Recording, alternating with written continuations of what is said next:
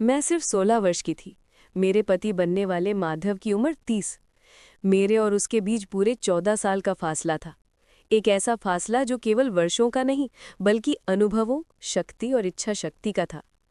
भारी भरकम लाल रंग के लहंगे में, जिसका हर धागा मेरे ऊपर एक बोझ की तरह महसूस हो रहा था, मैं अपनी सिर पर दुपट्टा टिकाए बिस्तर के एक कोने में बैठी थी। मेरी आंखों से आंसुओं का एक अथाह समंदर बह रहा था। मेरे चेहरे पर वो खुशी की एक लकीर भी नहीं थी जो हर दुल्हन के माथे पर सुहाग की पहली रात लिखी जाती है। मैं पूरी तरह से मौन थी, इतनी शांत कि मेरी सांसें भी धीरे धीरे चल रही थीं, मानो मैं दुनिया से छिप जाना चाहती हूँ। घूंघट के भीतर हाथों की जटिल मेहंदी में मेरी आंखें उलझी हुई थी। मैं सोच रही थी, ये पल जिसे हर लड़की अपने जीवन का सबसे हसीन सपना मानती है, मेरे लिए क्यों किसी भयानक दुर्भाग्य जैसा महसूस हो रहा था। माधव, ये नाम मेरे बचपन से ही मेरे कानों में गूंजता आया था। इस चेहरे को मैंने हमेशा सम्मान, डर और दूरी की निगाह से देखा था। वो हवेली का मालिक अपनी मर्जी का शासक था। उसके तेवर बहुत गुस्सैल थे और उसके हर शब्द पत्थर की लकीर होते थे। हवेली के बच्चे से लेकर बूढ़े तक सब जानते थे कि माधव को गुस्सा बहुत जल्दी आता है। वो किसी की नहीं सुनता। उसका बस चले तो वो अपनी इच्छा पूरी करने के लिए पूरी दुनिया को अपने गुस्से की आग में जला दे। और अब वो आदमी मेरा पति बनने वाला था। मेरे दिल ने जोर से चीख कर कहा कि सब कुछ छोड़कर भाग जाऊं, मगर भाग कर जाती भी कहाँ। मेरी किस्मत तो बहुत पहले ही लिखी जा चुकी थी। आज रात उस भाग्य पर बस मोहर लगने वाली थी। पूरी हवेली हर तरह की रंग बिरंगी लड़ियों से जगमगा रही थी। बड़े बूढ़े बच्चे सब खुशी के माहौल में डूबे हुए थे। बाहर बरामदे में माधव एक शाही कुर्सी पर बैठा किसी राजा से कम नहीं लग रहा था। उसकी आंखों में एक अजीब सी जीत का गुरूर था और होठों पर एक गहरी मुस्कुराहट। उसकी खुशी का कोई ठिकाना नहीं था। जब उसके दोस्तों ने उसे छेड़ा तो वो हल्का सा हंसा। हंसता भी क्यों ना, आखिर उसने 16 साल का लंबा इंतजार किया था। मैं उस नन्ही सी जान के जवान होने का इंतजार कर रहा था और अब वो मेरी हो चुकी है। उसकी आंखें कह रही थीं। माधव की आंखों में मुझे पाकर जो चमक थी, वो ऐसी थी मानो उसे वर्षों पुराना कोई अनमोल खजाना हाथ लग गया हो। वो मुझे बचपन से देखता आ रहा था। मैं शुरू से ही बहुत नटखट और चंचल थी, हर तरफ चहकती रहती थी और मैं माधव के दिल में तो पैदा होते ही बस गई थी। वो जानता था कि मैं उससे बहुत छोटी हूँ, फिर भी वो मुझे हासिल करना चाहता था। उसे यकीन था कि वक्त के साथ साथ मैं सब कुछ सीख जाऊंगी। वो तो अपनी मर्जी से ये व्यवहार कर रहा था, पर मैं तो अपनी किस्मत पर रो रही थी। माधव अपने परिवार का सबसे पहला और सबसे बड़ा बच्चा था, इसलिए सब उसकी बहुत इज्जत करते थे। अब पंडित जी भी आ चुके थे। मंडप को पूरी तरह से सजा दिया गया था। मंडप के आसपास सभी लोग चुपचाप बैठे पंडित जी के मंत्रों का जाप सुन रहे थे, उस धार्मिक क्रियाक्रम में भाग ले रहे थे। जैसे जैसे पंडित जी मंत्र बोलते, मेरे दिल की धड़कनें बेतहाशा बढ़ती चली जा रही थीं। मैं सचमुच नहीं चाहती थी कि माधव से मेरी शादी हो। पंडित जी मुझे हर वो 7 वचन निभाने की कस्में खिला रहे थे, पर मुझे होश कहाँ था। मेरी आंखों से बेबस आंसू मेरे होंठों तक आ रहे थे। मेरे होंठ कांप रहे थे, दिल जैसे किसी ने लोहे की मुट्ठी में जकड़ लिया हो। मैंने हिम्मत करके सर उठाकर देखा। आसपास सबके चेहरे पर एक ही भाव था, ये फैसला हो चुका है, अब बस हम दोनों के फेरे डलवाने बाकी थे। मेरी माँ सामने ही बैठी थी। उनकी आंखों में भी आंसू थे। वो असहाय थीं, शायद मौन होकर कह रही थीं कि मेरी बच्ची, मेरी लाचारी को समझो। मैं अकेली विधवा, बिन बाप की बेटी की माँ, और पूरा गांव इन लोगों के हाथ में है। हम उनके जमीन पर काम करने वाले लोग थे। हमारे खानदान पर माधव के परिवार का पीढ़ी दर पीढ़ी एहसान था। मेरे पिता की मृत्यु, जो कि ब्रेन कैंसर से हुई थी, के बाद उनकी अंतिम इच्छा थी कि मेरी शादी माधव से हो जाए। माधव के परिवार ने हमारे सारे खर्चे उठाए और मेरी माँ इस एहसान के बोझ तले दबी हुई थी। ज्यादा रोने की वजह से मेरी हिचकियां बंध गई थीं। मेरा दिल चाहा कि मैं जोर से चीखूं और इस मंडप से कहीं दूर भाग जाऊं, मगर मेरी जुबान साथ नहीं दे रही थी। पंडित जी ने मेरे फेरे डलवाने शुरू कर दिए थे। मैंने घूंघट के भीतर अपने होठों को जोर से दबा लिया। आंसू गालों से होते हुए होठों पर बहते जा रहे थे। आखिरकार कांपते कांपते मैंने वो सारे फेरे पूरे किए। शादी संपन्न हो गई। हालांकि विदाई 2 साल बाद की रखी गई थी, पर मुझे मेरे कमरे में भेज दिया गया था। कमरा बेहद शानदार ढंग से सजाया गया था। कमरे में आकर मुझे एक पल का सुकून मिला, जैसे किसी ने मेरे सर से थोड़ा सा बोझ हटा दिया हो। पर मेरी धड़कनें अभी भी बेकाबू थी, क्योंकि माधव बाहर आंगन में कुर्सी पर बैठा था। उसकी आंखों में जीत की चमक थी। वो 30 साल का आदमी जो हवेली में एक राजकुमार की तरह राज करता था, आज अपनी मनपसंद दुल्हन को हासिल कर चुका था। वो ऐसा आदमी था जिसके नाम से लोग कांपते थे। उसकी आंख में झांकने की किसी की हिम्मत नहीं थी। मैं अभी अपने आंसू साफ करने का सोच भी नहीं पाई थी कि दरवाज़ा खुला और मेरी माँ कमरे में दाखिल हुई। मेरी बच्ची, मेरी गुड़िया, मैं बहुत मजबूर थी। अगर मैं ऐसा ना करती तो वो तुम्हारी जिंदगी बर्बाद करके रख देता। मुझे माफ़ कर दो। वो मेरे गले लगकर फूट फूट कर रोने लगी। इतने में मेरी सास भी कमरे में दाखिल हुई। उनके हाथ में सोने के कंगन थे। उन्होंने मुझे रोता हुआ देखकर कहा, क्यों इतना रो रही हो मुनीरका? जैसे लग रहा है कि तुम्हारी शादी जबरदस्ती की गई हो। उठो। उन्होंने प्यार से मेरे चेहरे से घूंघट उठाया। अरे, नजर न लग जाए मेरे बेटे की पसंद को, तुम बहुत खूबसूरत हो। तभी मेरी माँ ने हिम्मत करके कहा, माधव जी से कहो मेरी बच्ची से जोर जबरदस्ती ना करे। उसकी उम्र भी बहुत छोटी है, वो ये सब बर्दाश्त नहीं कर पाएगी। माधव की माँ ने अकड़ के साथ जवाब दिया, शादी हो गई ना उसकी, अब शादी का मतलब भी समझ जाएगी। तुम्हें फिक्र करने की जरूरत नहीं है। मेरा बेटा कोई जाहिल गवार नहीं जो उससे जोर जबरदस्ती करेगा। ये लड़की मेरे बेटे की पसंद है, वो जो चाहे करे। तुम्हें इसमें दखल अंदाजी करने की कोई जरूरत नहीं है। वो मेरी तरफ मुड़ी। और हाँ बेटी, तुम्हें अपने पति को राजी करना अब तुम्हारे हाथ में है। तुम छोटी उम्र का बहाना नहीं बना सकती। लड़कियां तो 14 साल की उम्र में ही जवान हो जाती हैं और तुम तो 16 की हो गई हो। तुम्हें अच्छे से पता होना चाहिए कि पति को खुश कैसे करना है। विदाई के लिए तुम्हारे पास 2 साल का वक्त है। तुम अपनी माँ से सीख कर आना। उनकी बातें मेरे दिल पर तीर की तरह चुभ रही थीं। मैं चाहकर भी कोई जवाब नहीं दे सकी। एक तो उन्होंने 30 साल के बेटे से मेरी शादी करवा दी, अब मुझे समझा रही थीं कि पति को खुश कैसे रखना है। फिर उनकी अगली बात सुनकर मैं बिल्कुल ठिठक कर रह गई। मेरा बेटा तुमसे मिलना चाहता है, और हाँ, मेरी बात कान खोलकर सुन लो। मेरे बेटे को शिकायत का कभी कोई मौका मत देना, वरना तुम जानती हो उसका अंजाम क्या हो सकता है। माधव मुझसे मिलने के लिए आ रहा था। डर के मारे मेरे दिल की धड़कनें और तेज हो गई। मेरी माँ बेबस होकर कमरे से निकल गई और सास भी चली गई। मैं बेड के सिरहाने से टेक लगाए अपने हाथों की उंगलियों को मोड़े हुए बैठी थी।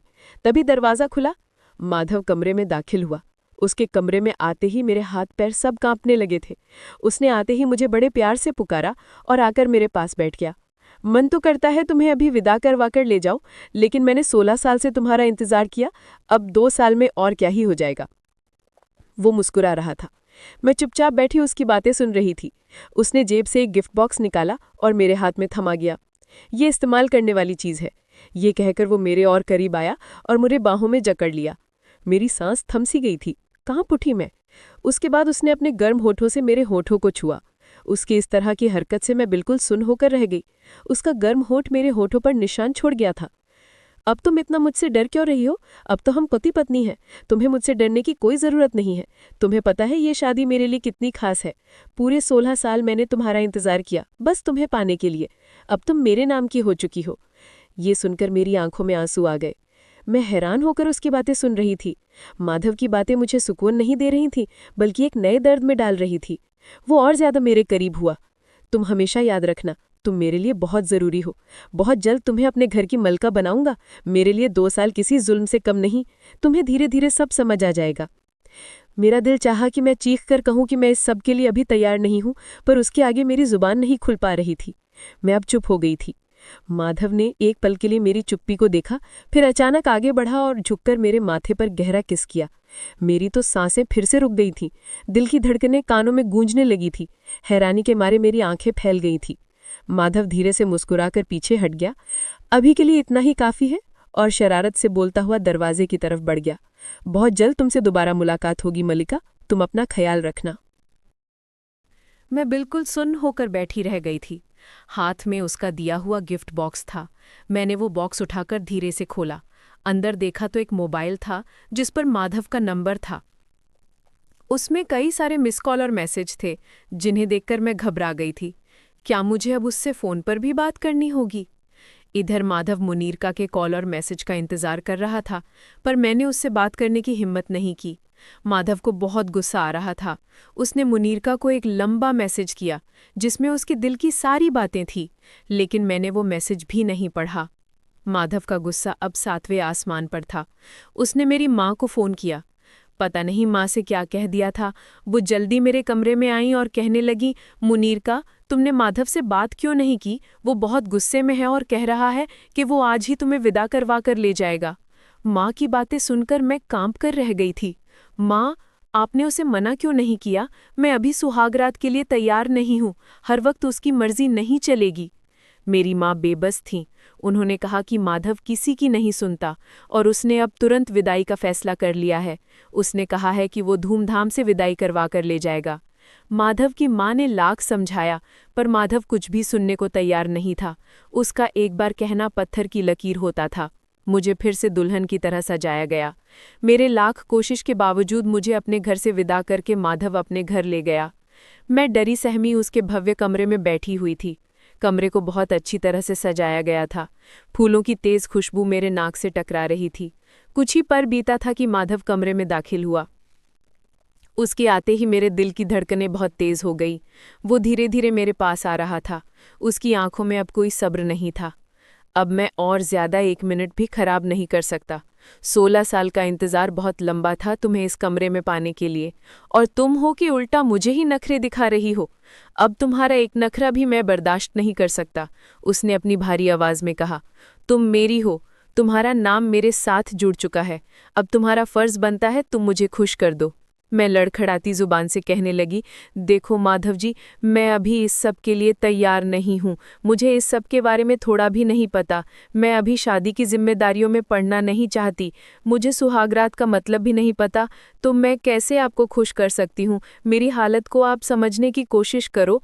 बस बस, अब तुम्हारी कोई भी ड्रामेबाजी नहीं चलेगी, वो तेजी से बोला। चलो उठ जाओ, ये नाइटी पहन कर आओ। मैं 1 मिनट भी तुम्हारे फालतू के बातों से अपना वक्त बर्बाद नहीं करना चाहता। जाओ, जाकर जल्दी से चेंज करके आओ।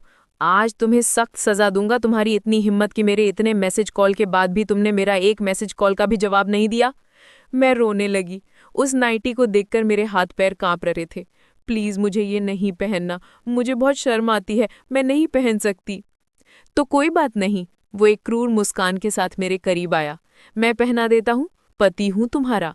इससे पहले कि मैं खुद उठती, जैसे ही माधव ने मेरे साथ सुहागरात की शुरुआत की, मैं तो पहले ही बहुत डरी हुई थी। उस पल मेरे दिमाग ने काम करना बंद कर दिया। उसके छूते ही मेरे डर का घड़ा भर गया, और जैसे ही माधव ने मेरे साथ सुहागरात की शुरुआत की, मैं डर और आतंक के मारे बेहोश होकर वहीं गिर पड़ी। जब मुझे होश आया तो मैं अपने कमरे में नहीं, बल्कि अपनी सास के कमरे में थी। मैंने धीरे धीरे आंखें खोली। मेरी सास मेरे पास मौजूद थी। वो कहने लगी, तुम्हें घबराने या डरने की जरूरत नहीं। अब से जब तक तुम नहीं चाहोगी, माधव तुम्हारे पास भी नहीं आएगा, और तुम यहीं मेरे कमरे में रह सकती हो। सास की ये बात सुनकर मुझे बड़ी तसल्ली हुई। उस रात के बाद मैंने माधव को हवेली में नहीं देखा। शायद वो बहुत शर्मिंदा हो गया था। सब घर वाले उसका मजाक उड़ा रहे थे। शायद इसी शर्म की वजह से उसने इस हवेली को छोड़ दिया था कि मैं उस रात बेहोश हो गई थी। मुझे उस रात से बहुत डर लगा था, इसलिए शायद वो मुझसे दूर हो गया था। शुरुआत में मुझे उसके जाने से राहत मिली। मैंने अपने बचपन के जीवन को फिर से जीना शुरू कर दिया। पर धीरे धीरे दिन बीतते गए। 2 महीने हो गए थे, पर माधव का कोई अता पता नहीं था। मैं परेशान सी रहने लगी। अब मेरे दिल में भी माधव के लिए थोड़ी सी फिक्र पैदा हो रही थी। मुझे अब ये पता चल रहा था कि पति के बिना जिंदगी अधूरी होती है। इतना चाहने वाले पति को मैं खोना नहीं चाहती थी। मैं मानती हूँ कि मुझे शादी की रातों से डर लगा था, लेकिन अब मुझ में हिम्मत आ चुकी थी। मुझे गांव के लोगों की बातें याद आने लगी थी। जितनी बदनामी माधव की हुई थी, उससे ज्यादा बदनाम तो मैं हो गई थी। सभी लोग मुझे ताना मारते थे कि तेरी पैदाइश से लेकर 16 साल तक उसने तेरी चाहत में शादी नहीं की। वो चाहता तो तुम्हारे जैसी कई लड़कियां उसकी दुल्हन बन चुकी होती।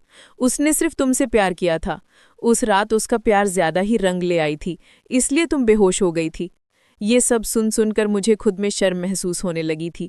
मैं अपनी सास से ये सब पूछना चाहती थी, पर मुझे उनसे ये बातें करने में बहुत शर्मिंदगी महसूस होती थी। छिपते छुपाते मैंने अपनी सास का मोबाइल उठाया और माधव को कॉल मिला दिया। आगे से उसकी आवाज़ सुनकर मैं चुप हो गई थी। मेरे गले से आवाज़ ही नहीं निकल रही थी।